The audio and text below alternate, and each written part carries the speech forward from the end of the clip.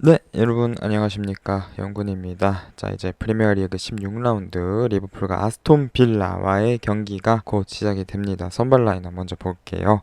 알리송 골키퍼, 트렌트 알렉산더 아놀드, 조엘 마팁, 버질 반다이크, 앤드류 로버슨, 바비뉴, 조던 핸더슨, 티아고 알칸타라, 사디오 마네, 알렉스 옥슬레이드 체인벌린, 그리고 모하메드 살라가 오늘 경기 선발입니다.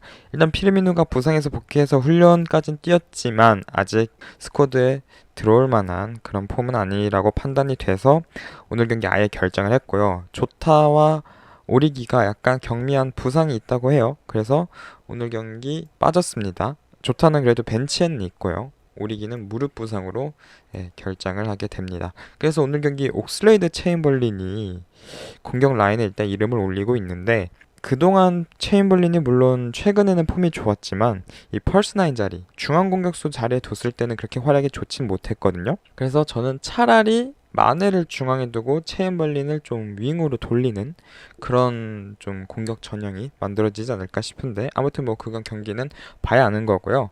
자, 오늘 경기 아스톤 빌라의 제라드 감독이 안필드로 오는 날입니다. 과연 이 제라드 더비 어떻게 펼쳐질지 전반 보고 오도록 하겠습니다.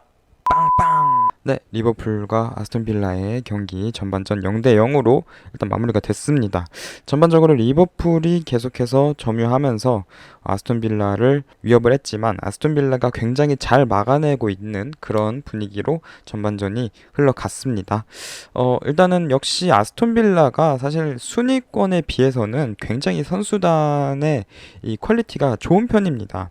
그래서 저는 개인적으로 이번 시즌 앞두고 뭐 잭그릴리시가 떠나긴 했지만 뭐 잉스 그리고 뭐 부엔디아 이런 선수들을 영입을 해서 보강을 했을 때 그래도 빌라가 굉장히 유로파 리그권을 두고는 꽤 경쟁을 할 수 있는 스쿼드가 아닐까라는 생각을 했는데 네, 초반에 좀 딘 스미스 감독이 좀 말아먹지 않았나 싶을 정도로 지금은 굉장히 잘하고 있거든요.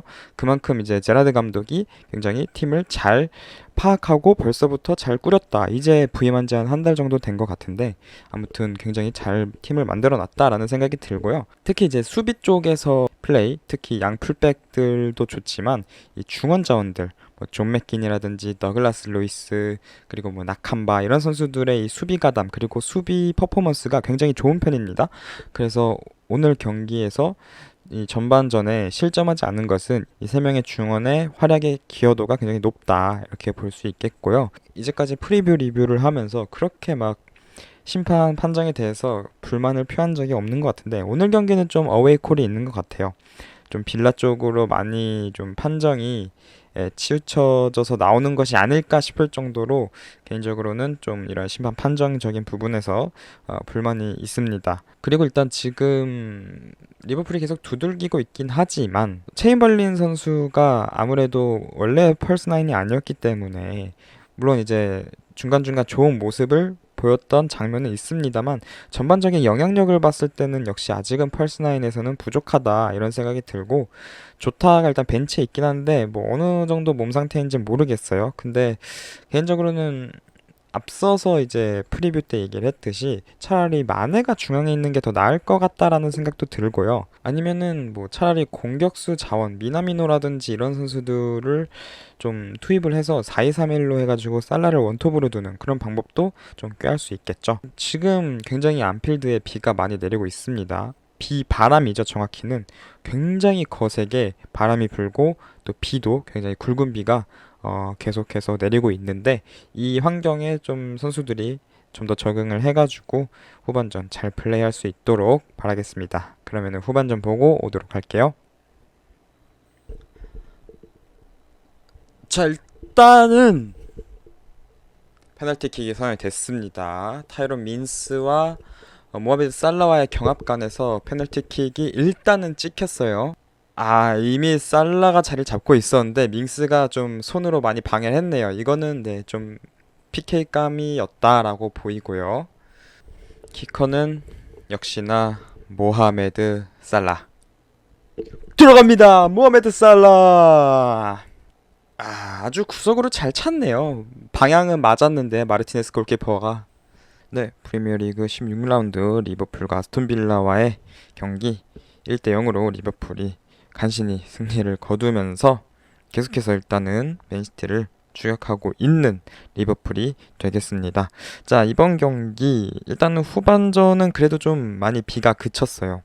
그래서 선수들이 좀 더 좋은 플레이를 할 수 있었다. 아무튼 그런 상황에서 리버풀이 PK를 얻어냈죠. 살라가 얻어냈고 살라가 잘 마무리하면서 승리를 거두었습니다. PK가 없었다면 아마 비겼을 것 같아요. 0대 0으로. 왜냐면은 그만큼 빌라가 선수들이 정말 잘해요. 네, 수비적으로 조직력이 잘 갖춰져 있다라는 느낌을 많이 받았고, 굉장히 사실 그 한 장면에서, 그러니까 밍스도 전반적으로 계속 잘했는데, 그 살라에게 PK를 내준 그 한 장면이 너무 아쉬웠다. 이렇게 좀 평가할 수 있겠습니다. 그래서 일단은 이번 경기 제라드 감독의 빌라 사실 데뷔전 그 브라이튼 호브 알비온 경기를 봤었고 맨시티 경기 못 봤고 레스터 경기를 좀 봤었던 것 같은데 전반적으로 램지라던가 혹은 뭐 나캄바라던가 본인이 확고한 전술 스타일이 있고 그 전술 스타일에 맞는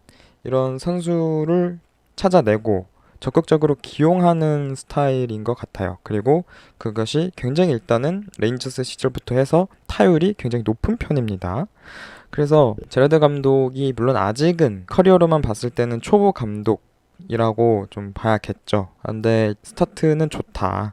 물론 이제 최근 맨시티 그리고 리버풀전을 패하긴 했습니다만 두 경기 모두 정말 좋은 모습을 보여주면서 졌기 때문에 지더라도 이렇게 지면은 팬들 입장에서도 사실 큰 불만은 없을 거거든요. 그런 상황에서 아직 이른 얘기입니다만 리버풀이 유리겐 클롭 감독의 후임으로써 제라드도 분명 후보군 중 하나다라고 얘기를 하고 있고 사실 팬들 그리고 언론은 이미 레인저스에서 성공적인 커리어를 보낸 제라드 그리고 피엘로 돌아서 아스톤 빌라를 어느 정도 부활시키고 있는 이 제라드의 모습을 보면서 이 정도면 충분히 클롭의 후임으로 한 2시즌, 3시즌 후에 충분히 갈 수 있지 않겠느냐라는 얘기가 나오고 있고요. 근데 뭐 어쨌든 이른 얘기고요. 앞서 얘기했듯이. 그리고 이런 부분은 아무래도 뭐 솔샤르라든가 램파드라는 좀 앞선 선례가 있기 때문에 좀 더 조심스럽게 접근을 해야 되지 않나라는 생각을 하고 있고 그 외에도 좋은 후보군의 감독이 있다면 뭐 그런 감독들을